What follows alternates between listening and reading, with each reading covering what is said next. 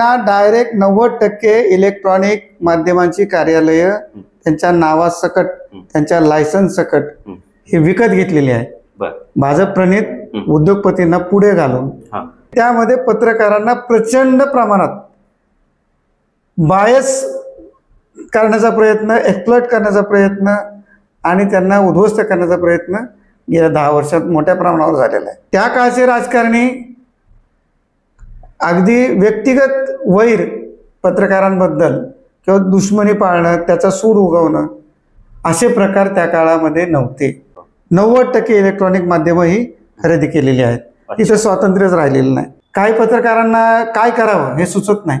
जे नैतिकता, एथिक्स पाळतात अशा पत्रकारांनी शांत राहणं पसंत केलेलं आहे. सरकारने पत्रकारांच्या पेन्शनची योजना जाहीर केली, पण ती पेन्शनची योजना जाहीर करताना त्याच्यामध्ये अशा किचकट अटी शर्ती टाकलेल्या आहेत की त्या पत्रकाराला ती पेन्शन मिळूच नाही याची अत्यंत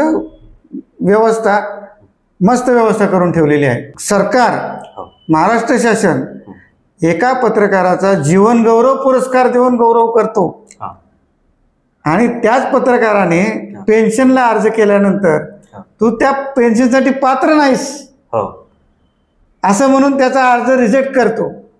त्यांना अधिस्वीकृती पत्रिका मिळावी, त्यांना शासनाचे सगळे लाभ मिळावेत, त्यांच्या वेब पोर्टलला, त्यांच्या यूट्यूब चॅनलला सरकारी जाहिरात मिळावी, आरोग्याची सुविधा मिळावी, त्यांना संरक्षण मिळावं, यासाठी आपण हे या पत्रकारांना संघटित केलेलं आहे. त्याचं पहिलं राज्यव्यापी अधिवेशन छत्रपती संभाजीनगरमध्ये होत आहे आणि जवळपास 1001 डिजिटल माध्यमांच्या प्रतिनिधींनी या कार्यक्रमाला उपस्थित राहण्यासाठी नोंदणी केलेली आहे. पेन्शन डिक्लेअर केली. पेन्शनसाठी आज जवळजवळ सरकारी दरबारी 2,000 ते 2,500 अर्ज पेंडिंग आहेत. नमस्कार, लयबारीमध्ये आपल्या सगळ्यांचं स्वागत. तुमच्यापैकी अनेक जणांना माहीत नसेल की या महाराष्ट्रामध्ये एक अतिशय जुनी पत्रकार संघटना आहे. 1939ला या पत्रकार संघटनेची स्थापना झालेली आहे. मराठी पत्रकार परिषद असं या संघटनेचं नाव आहे. आचार्य अत्रे यांच्यासारख्या अनेक दिग्गज पत्रकार या पत्रकार संघटनेचे अध्यक्ष राहिलेले आहेत आणि अशा दिग्गज पत्रकारांनी, म्हणजे ज्यांनी पत्रकारिता घडवली, म्हणजे भारतातील आणि महाराष्ट्रातील पत्रकारिता घडवली, अशा अनेक पत्रकारांनी ही संघटना घडवलेली आहे. आणि या संघटनेचे मुंबईचे अध्यक्ष राजा आदाटे माझ्यासोबत आहेत. राजासाहेब नमस्कार, लयबारीमध्ये आपलं स्वागत. तर आज मी त्यांची मुलाखत घेणार आहे. मुलाखतीची पार्श्वभूमी अशी आहे की या पत्रकारांची ही जी संघटना आहे, या संघटनेची डिजिटल विंग, म्हणजे यूट्यूब असेल, फेसबुक असेल, ही जी आता डिजिटल पत्रकारिता मोठ्या प्रमाणात वाढू लागलेली आहे, तर त्या डिजिटल पत्रकारांना आधार देण्यासाठी, बळकटी देण्यासाठी ही संघटना, मुख्य संघटना जी आहे ती डिजिटल विंग सुरू करीत आहे. आणि त्या पार्श्वभूमीवर त्यांचं एक अधिवेशन येत्या रविवारी छत्रपती संभाजीनगरला होणार आहे आणि त्या अनुषंगाने मी आदरणीय राजा आदाटे यांची मुलाखत घेणार आहे. तर राजा सर, मला हे सांगा की तुम्ही गेले, म्हणजे मी स्वतःच 25 वर्ष झालं पत्रकारितेत आहे, तुम्ही त्यापेक्षाही अगोदरपासून पत्रकारितेमध्ये आहे आणि पत्रकारिता करत असताना सर्वात मोठी आपल्याला अडचण म्हणजे एक नोकरी वगैरे हा तर भाग आहेच, परंतु सरकारसोबत आपल्याला संघर्ष करावा लागतो. सरकारकडचे अनेक धोरणं असतात पत्रकारितेशी निगडीत. तर पूर्वीची धोरणं आणि आताची, म्हणजे भाजप प्रणित सरकारची धोरणं असतील किंवा अगोदरच्या सरकारांची धोरणं असतील, तर ह्या दोन्ही धोरणांमध्ये सध्याचा काय फरक तुम्हाला वाटतो? आता पत्रकारितेमध्ये मी गेल्या 32 वर्षापासून पूर्ण वेळ काम करतोय. बरोबर. जेव्हा इलेक्ट्रॉनिक मीडियाचा जन्म झाला नव्हता तेव्हा फक्त प्रिंट, मुद्रित माध्यम होतं. तेव्हापासून मी, तेव्हाचं सरकार म्हणजे शरद पवार मुख्यमंत्री असल्यापासून ते आत्ताचे मुख्यमंत्री देवेंद्र फडणवीस यापर्यंतचा सर्व काळ जो राजकीय प्रवास आहे महाराष्ट्र राज्याचा, तो मी स्वतः जवळून या माध्यमातून अनुभवलेला आहे. पूर्वीच्या काळामध्ये शरद पवारांसारखे मुख्यमंत्री होते, त्याच्यानंतर युतीचं सरकार आलं, मनोहर जोशी मुख्यमंत्री झाले. नंतर आघाडीचं सरकार आलं, त्याच्यामध्येही अनेक वेगवेगळे मुख्यमंत्री झाले. पृथ्वीराज चव्हाण झाले, सुशीलकुमार शिंदे झाले, अशोक चव्हाण, विलासराव देशमुख. परंतु पूर्वी जो पत्रकारांमध्ये आणि राजकीय नेत्यांमध्ये जो समन्वय होता, संवाद होता, तो आता मोठ्या प्रमाणावर कमी झालेला आहे. त्या काळामध्ये काही एथिक्स पाळले जायचे. पत्रकार आणि राजकीय कोणीही व्यक्ती असेल, कोणत्याही पक्षाचा असेल, पत्रकारांना त्यांचं एक वेगळं मानाचं स्थान होतं. त्यांच्याशी ते सर्व गोष्टी शेअर करायचे, on record, of the record, सगळ्या गोष्टी. पत्रकारही तेव्हा स्वतःचे एथिक्स पाळायचे, काय छापायचं काय छापायचं नाही. आणि कितीही जवळचा कोणी राजकीय नेता असेल, त्याच्या जर चुका असतील तर त्या चुकांवर बोट ठेवण्याचं काम ते धाडसाने पूर्वीचे पत्रकार करत होते. त्या काळचे राजकारणी अगदी व्यक्तिगत वैर पत्रकारांबद्दल किंवा दुश्मनी पाळणं, त्याचा सूड उगवणं, असे प्रकार त्या काळामध्ये नव्हते. गेल्या 10 वर्षाच्या काळात, म्हणजे 2014 नंतर जसं सत्तांतर झालं, त्यानंतर आणि इलेक्ट्रॉनिक मीडिया, डिजिटल माध्यम याचं झपाट्यानं पुढं आलं. आणि त्यानंतर राजकीय संघर्ष जो सुरू झाला तो इतक्या खालच्या थराला गेला की त्यामध्ये पत्रकारांना प्रचंड प्रमाणात बायस करण्याचा प्रयत्न, एक्सप्लॉइट करण्याचा प्रयत्न आणि त्यांना उद्ध्वस्त करण्याचा प्रयत्न गेल्या 10 वर्षात मोठ्या प्रमाणावर झालेला आहे. अनेक इलेक्ट्रॉनिक माध्यमांची कार्यालय असोत किंवा प्रिंट माध्यमांची कार्यालय असोत, अक्षरशः लमसममध्ये पत्रकारांना काढून टाकणं, त्यांना बेरोजगार करणं, हे सर्रास प्रयत्न गेल्या 10 वर्षात झालेले आहेत. म्हणजे राजकीय दबावामुळे. आणि केवळ आपलं समर्थन करणारा किंवा आपल्या विचारांचा पाईक असणारा तेवढाच व्यक्ती पत्रकार म्हणून राहिला पाहिजे. त्याच्यासाठी राजकीय नेत्यांचा जो हस्तक्षेप आहे हा फार मोठ्या प्रमाणात वाढलेला गेल्या 10 वर्षात पाहायला मिळतो. हे अक्षरशः दुर्दैव आहे. या ज्या 4 स्तंभांवर या देशाच्या लोकशाहीचा डोलारा उभा आहे, त्याच्यामध्ये पत्रकारिता हा एक मोठा महत्त्वाचा स्तंभ आहे. त्यालाच उद्ध्वस्त करण्याचा प्रयत्न या माध्यमातून गेल्या 10 वर्षात झालेला आढळतो. सर, दुसरं की हे जे प्रसार माध्यम आहेत त्यांच्याशी निगडीत काही धोरणं असतील. पूर्वीच्या काळी मी बघायचो की सरकारच वृत्तपत्र कार्यालयांना किंवा चॅनल नाही, अलीकडच्या काळात जमिनी देणं, जागा देणं. म्हणजे आता आपण जिथं बसलोय तिथून टाइम्स ऑफ इंडियाची बिल्डिंग जवळ आहे. ते अगोदरपासून म्हणजे स्वातंत्र्यच्या पूर्वी किंवा त्यानंतर त्यावेळच्या सरकारांनी दिलेली आहे. किंवा फ्री प्रेस जर्नल असेल, इंडियन एक्सप्रेस असेल.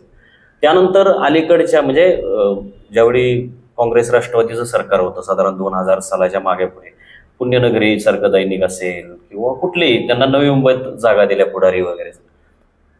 तसं ह्या अलीकडं भाजपचं जे सरकार आहे तर ते अशा पद्धतीने बळकट वृत्तपत्र प्रसार माध्यमांना असे बळकट केलेली काही उदाहरणं आहेत का? त्यांनी त्याच्या काही पावलं पुढे जाऊन सरळ माध्यमांनाच विकत घेणं हे केलेलं आहे. 90% म्हणजे माध्यम स्वातंत्र्य वगैरे त्यांना बळकट करणं ते राहिलं बाजूला. त्यांना डायरेक्ट 90% इलेक्ट्रॉनिक माध्यमांची कार्यालय त्यांच्या नावासकट, त्यांच्या लायसन्स सकट हे विकत घेतलेली आहे. भाजप प्रणित उद्योगपतींना पुढे घालून हे सगळं त्यांनी कब्जा केलेला आहे. जेणेकरून त्यांनी दिलेली स्क्रिप्ट, त्यांचं म्हणणं फक्त जनतेसमोर गेलं पाहिजे आणि त्यांच्या विरोधात कोणतंही प्रकरण येऊ नये किंवा आवाज उठवला जाऊ नये, तो दाबला जावा. याच्यासाठी इलेक्ट्रॉनिक माध्यमांना तर पूर्णपणे 90% इलेक्ट्रॉनिक माध्यमं ही खरेदी केलेली आहेत. तिथं स्वातंत्र्यच राहिलेलं नाही. राहिला प्रश्न प्रिंट माध्यमांचा. प्रिंट मीडिया जो आहे, प्रिंट मीडियाला गेल्या 10 वर्षामध्ये इतक्या प्रमाणात उद्ध्वस्त केलं गेलं. कागदाचे भाव प्रचंड प्रमाणात वाढवले, छपाईचे दर प्रचंड प्रमाणात वाढवले आणि ज्या प्रिंट मीडियाला सर्व्हाइव्ह होण्यासाठी ज्या जाहिराती मिळत होत्या मार्केटमधून, त्या जाहिराती सर्व इलेक्ट्रॉनिक माध्यमांकडे वळवल्या. प्रिंट माध्यमांनी त्यांनीच विकत घेतलेल्या आणि मग प्रिंट माध्यमांसमोर कोणतंही साधन उपलब्ध ठेवलेलं नाही. राजकीय जे सत्तेवर बसलेले राजकीय पक्ष आहेत, नेते आहेत, त्यांच्या समोर भीक मागण्याशिवाय या माध्यमांना पर्याय राहिला नाही आणि मग त्यांना अटी शर्ती घालणं आणि त्यांच्या सूचनांचं पालन केलं तरच सरकारी जाहिरात असेल किंवा पक्षांच्या जाहिराती असतील, निवडणुकीच्या असतील किंवा त्यांच्याशी संबंधित बिल्डर्स, उद्योगपती यांच्या जाहिराती तर आणि तरच प्रिंट माध्यमांना मिळतात. आणि त्यामुळं प्रिंट माध्यमांचे जे काही मालक आहेत, जे पूर्वी म्हणजे मी स्वतंत्र आहे, मी निर्भीड आहे असं छातीठोकपणे सांगत होते, आज मी दाव्याने सांगतो की याच्यातले 99% मालक, आज कोणताही मालक छातीठोकपणे हे सांगू शकत नाही, छातीठोकपणे तो छापू शकत नाही, छातीठोकपणे तो सरकारच्या विरोधात किंवा सरकारच्या भ्रष्टाचाराच्या विरोधात उभा राहू शकत नाही. ही वस्तुस्थिती आहे.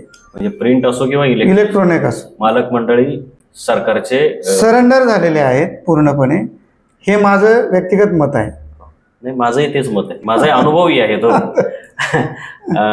आता जसं तुम्ही सांगितलं की ह्यांनी कंपन्या, ज्या मीडिया कंपन्या आहेत, प्रसार माध्यम, तेच स्वतःच्या ताब्यात विकत घेतलेले आहेत त्यांच्या चमच्यांकरवी. पण ह्याच्यात पत्रकारांची काय अवस्था आहे? म्हणजे वृत्तपत्र स्वातंत्र्य कुठे गेलं? म्हणजे पूर्वीच्या काळात तुम्ही सांगतो की आता मंत्री, कुणी का मंत्री असताना त्याचा काय कागदोपत्री आपण घोटाळा काढला, अधिकारी असेल, मंत्री असेल, राजकीय नेता असेल, आपण आपल्या संपादकांकडे घेऊन गेलो किंवा मुख्य वार्ताहर किंवा संपादकांकडे घेऊन गेलो. संपादक पहिले म्हणायचे की ठोकून काढ, दे बातमी आणि लावून धरायचं. आताचा काय अनुभव आहे? असं जर एखादा पत्रकार जो निर्भीड आहे, म्हणजे मालकांचं सोडून द्या, पण एखाद्या चॅनल मधला किंवा एखाद्या वृत्तपत्रातला पत्रकार निर्भीड आहे, त्याने किंवा त्या जुन्या काळातलाच पत्रकार आहे तुमच्यासारखा, त्याने ते सगळे कागदपत्र पुराव्यानिशी घेऊन गेला आणि म्हणजे ह्यालाच खरं पत्रकार म्हटले जायचे आणि त्या पत्रकाराचं कौतुक केलं जायचं, तो विषय लावून धरला जायचा. त्या मंत्र्यांचं अगदी मंत्रीपद गेलं जाईपर्यंत सोडलं जात नव्हतं, राजीनामे झालेत. तर तशी पत्रकारिता, तशी निर्भीड पत्रकारिता आता राहिलेली आहे का? तशी निर्भीड पत्रकारिता आता राहिलेली नाही. जर तसा कोणी पत्रकार त्यांच्या कोणत्याही संस्थेच्या कार्यालयात आढळला तर त्याला अतिशय सोयीनं बाजूला केलं जातं. पहिलं त्याचं बीट काढून घेतलं जातं. त्याच्यानंतर एकतर पूर्वीची जी पत्रकारिता होती, जो त्या संस्थेच्या पेरोलवर अधिकृत काम करायचा, ज्याच्यामध्ये त्याला PF, ग्रॅज्युटी, त्याचा पगार, त्याला सगळ्या सुविधा मिळायच्या, त्याच्यातून त्याला बाजूला केलेला आहे, त्याला कॉन्ट्रॅक्ट सिस्टीममध्ये आणलेलं आहे. त्याच्याबरोबर 2 वर्षाचं 1 वर्षाचं ॲग्रीमेंट केलं जातं. आणि मग जर असे संपादकांना अडचण निर्माण होईल किंवा एखाद्या राजकीय नेत्याला अडचण निर्माण होईल, अशी गोष्ट जर तो घेऊन आला तर त्याला पहिलं त्याचं बीट काढलं जातं, बाजूला केलं जातं, त्याला अपमानास्पद वागणूक दिली जाते. पहिली त्याला तो स्वतःहून सोडून जावा अशी परिस्थिती निर्माण केली जाते. त्यातूनही तो ऐकला नाही तर त्याला त्याचं कॉन्ट्रॅक्ट रिन्यू केलं जात नाही. अच्छा. आणि जर कॉन्ट्रॅक्ट जास्त दिवस बाकी असेल तर त्याला कुठलीही सूचना न देता त्याला डायरेक्ट कामावरनं कमी केलं जातं. हे उदाहरण आहे. आता सध्या याबाबतच्या अनेक केसेस कोर्टात पेंडिंग आहेत, लढतायत की मला एकही म्हणजे अशा गोष्टी घडलेल्या आहेत की 15 दिवसापूर्वी 1 महिन्यापूर्वी मालक वाहवा करतो, अतिशय चांगली पत्रकारिता, खूप म्हणजे नाव मिळवून दिले वर्तमानपत्राला किंवा आर्थिक स्रोत निर्माण करून दिला वर्तमानपत्राला, असं कौतुक करतात. आणि अचानक कुठली नोटीस न देता हा बेशिस्तीने वागलेला आहे किंवा असं काही कारण देऊन ताबडतोब कामावून काढलं जातं.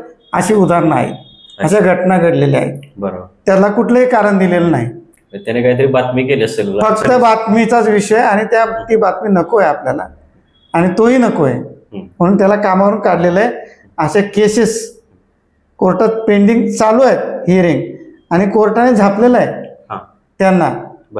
म्हणजे किमान तुमच्या कामात काय कुचराई असेल किंवा तुम्ही कसूर केलेला असेल किंवा काय, तर त्याला शोकज नोटीस दिली जाते.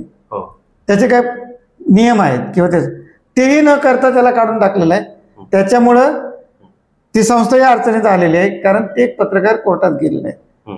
कित्येक पत्रकारांना कोर्टापर्यंत पोहोचू पण दिलं जात नाही. कित्येकांना खोट्या केसेसमध्ये अडकवलं जातं, खंडणीच्या केसमध्ये आतमध्ये टाकलं जातं, दरोड्याच्या केसमध्ये म्हणजे त्याला खोटा गुन्हा नोंद करायचा, त्याला अटक करायला लावायची, त्याची बदनामी करायची आणि त्याला समाजात जगणं मुश्किल होईल अशी परिस्थिती निर्माण करायची, जेणेकरून तो आपल्या नोकरीची मागणी करायला सुद्धा आला नाही पाहिजे.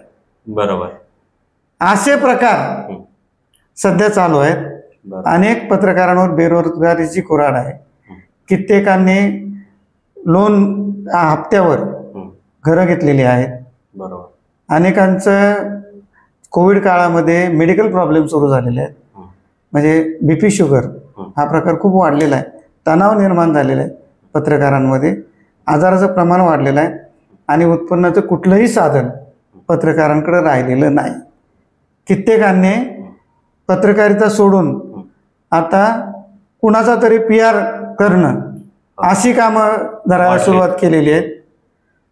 काही पत्रकारांना काय करावं हे सुचत नाही. जे नैतिकता एथिक्स पाळतात अशा पत्रकारांनी शांत राहणं पसंत केलेलं आहे. ही सध्याची वस्तुस्थिती आहे. सर, सरकारी पातळीवर पत्रकारांशी निगडीत काही धोरणं आखली जातात, जसं की ॲक्रेडिटेशन कार्ड आहे, पेन्शनची योजना आहे, तर ह्या थेट पत्रकारांशी संबंधित ह्या योजना आहेत, तर याच्यामध्ये काय फरक दिसतोय? खरं तर सरकार म्हणजे पत्रकारांना पेन्शन द्यावी याचा लढा गेल्या 15-20 वर्ष सातत्याने लढला गेला. त्याच्यानंतर सरकारने पत्रकारांच्या पेन्शनची योजना जाहीर केली. पण ती पेन्शनची योजना जाहीर करताना त्याच्यामध्ये अशा किचकट अटी शर्ती टाकलेल्या आहेत की त्या पत्रकाराला ती पेन्शन मिळूच नाही याची अत्यंत मस्त व्यवस्था करून ठेवलेली आहे. म्हणजे सरकार, महाराष्ट्र शासन एका पत्रकाराचा जीवनगौरव पुरस्कार देऊन गौरव करतो आणि त्याच पत्रकाराने पेन्शनला अर्ज केल्यानंतर तू त्या पेन्शनसाठी पात्र नाहीस असं म्हणून त्याचा अर्ज रिजेक्ट करतो. हे किती दुर्दैवाची गोष्ट आहे आणि किती मूर्खपणा आहे. पंढरीनाथ सावंतांचं उदाहरण आहे.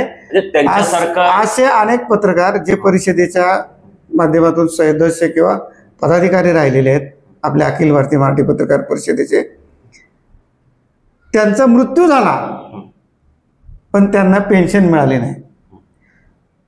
पेन्शन डिक्लेअर केली.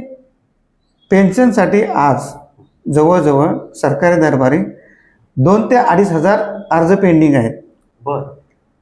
पेन्शन मिळते किती लोकांना? 160 की 170 फक्त पत्रकार आहेत ज्यांना पेन्शन मिळते. त्याच्यासाठीची सुद्धा जी आर्थिक तरतूद करायला पाहिजे तीही सरकारने व्यवस्थित केलेली नाही. त्याच्यासाठी स्वतंत्र हेड निर्माण करायला हवा. त्याच्यासाठी स्वतंत्र निधी सरकारने फंड जो आहे त्याची प्रोव्हिजन करायला हवी. अनेक सूचना सरकारला केल्या गेल्या. एक फिक्स फंड सरकारने त्या हेडखाली डिपॉझिट करावा किंवा एखादा मोठा फंड डिपॉझिट करून त्याच्या व्याजातून पेन्शन दिल्या जाव्यात किंवा पेन्शनसाठी प्रत्येक वर्षाची जो अर्थसंकल्प आहे त्याच्यामध्ये एक फिक्स अमाऊंटची तरतूद केली जावी असं कोणतंही काम सरकारने केलेलं नाही. सरकारकडे एका वेगळ्याच योजनेचा जो निधी आहे त्या निधीच्या व्याजातून अनेक योजना राबवल्या जातात. त्यात ही पेन्शन स्कीम घातलेली आहे. त्याच्यामुळं आहे त्या लोकांनाही पेन्शन द्यायला पैसे सरकारकडे नसतात. ही वस्तुस्थिती आहे. सर, मध्यंतरी पत्रकार हल्ला कायदा झाला, पत्रकार हल्ला विरोधी कायदा झाला, परंतु त्याची अंमलबजावणीच झालेली नाही. म्हणजे आम्ही पण त्याची अंमलबजावणी पत्रकार हल्ला विरोधी कायदा सरकारने संमत केला. महाराष्ट्रभर आम्ही सरकारचं स्वागत केलं, सगळ्या पत्रकारांनी.